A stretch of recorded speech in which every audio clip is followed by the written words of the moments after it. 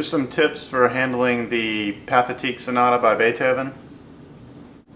Measure 9 should be counted something like this. 1, E, and, 2, E, and, 3. Now, the E flat and the D are in between the and the of 1. So you kind of got to squeeze those in there. 1, E, and, is that F. And then 2 starts on the B, E, and 3. Measure 10 is going to sound something like this. 1, E, and 2,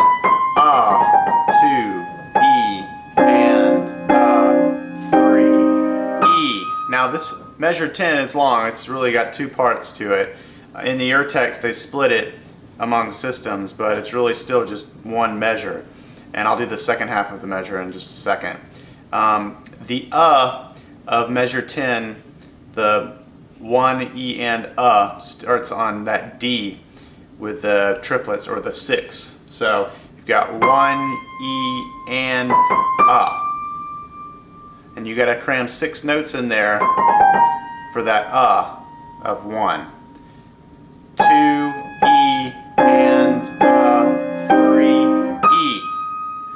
Now the and is actually tied over with that E flat. 3, E, and. So you have to start that D with your 4th finger right after the and. And I'm going to show you the fingerings on the ear text, and you can pause or whatever and copy them down, the ones that I use. I also wrote in some of the numbers too, if you're wondering where the beat is.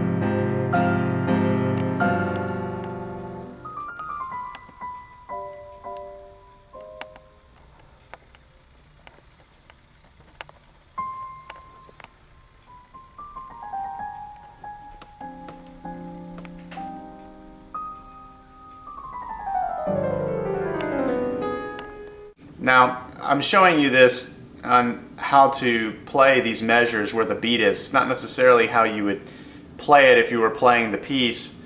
I wouldn't accent all of the uhs and the ands, but just for demonstration purposes, I'm accenting the beats, the e's, the uhs, the ands, and the 1s, 2s, 3s, and 4s. So you can really hear the pulse of the music. It's important the listener at least get a sense of where the beat is. Once you know where the beat is, you can do whatever you want with it. But if the player doesn't know where the beat is, the listener's definitely not going to know where the beat is. So find where your ands and e's and numbers are, and then after you know where the beat is, you can kind of play around with it from there. So this second half of measure 10 is going to be 3, E, and That A is going to be your right there, okay? 3, E, and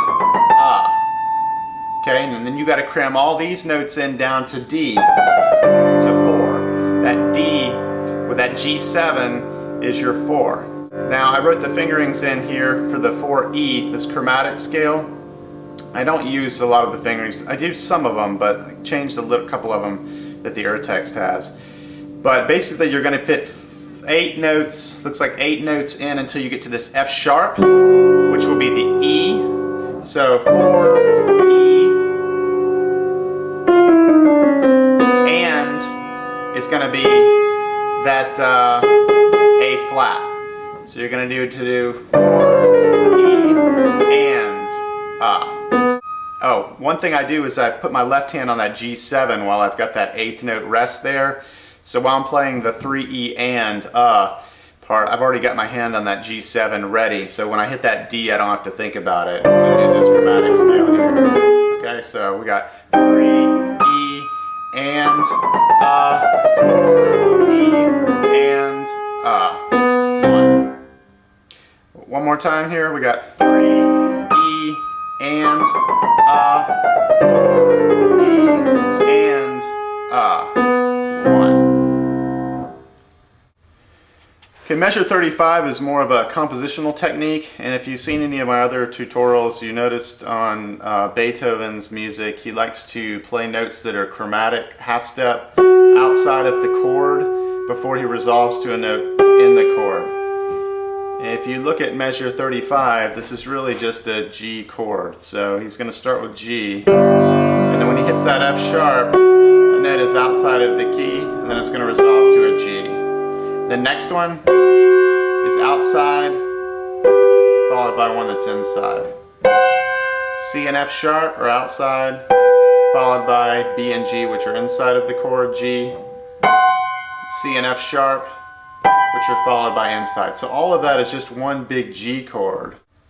Measure 38 or 39, you're going to see an A flat chord. Outside, inside.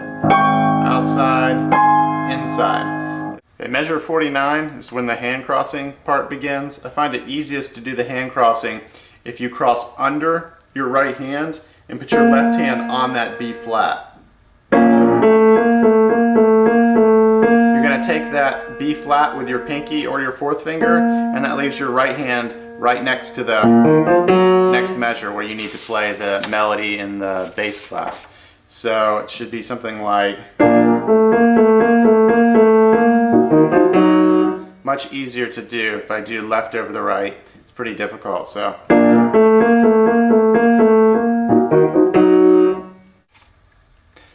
measure 89, what I do to practice this part is block the chords. Don't play them as single notes when you start practicing them. Instead,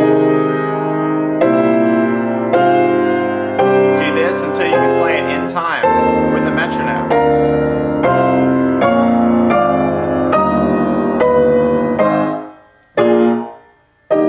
It's going to be a lot easier once you can play them as a chord. You won't be relying so much on muscle memory either, which is not what you want to do. You want to know what you're playing. You want to know the chords that you're supposed to be playing instead of just relying on your fingers to do the memorizing. So I would play this with a metronome until I get it up to tempo. In measure 149, this is the development section. You're going to find that Beethoven uses that same trick again, picking notes that go outside of the chord, chromatic by half step, and resolving to notes that are in the chord. This chord here is a C7 he's going to outline. Now the B flat serves as a pedal, but if you look at this D flat, it's outside, resolves to a C, which is inside. The next one, F to E, D flat to C, F to E, F sharp to G. So all that is going to give you a C7 chord. Measure 153 is going to be an F chord. It's going to be the same technique. It's got a pedal of an A in the right hand. G flat resolves chromatically by half step. D flat to a C. G flat to an F. Now all of these notes are resolving to the F major chord. So it outlines FAC, which is just an F major triad.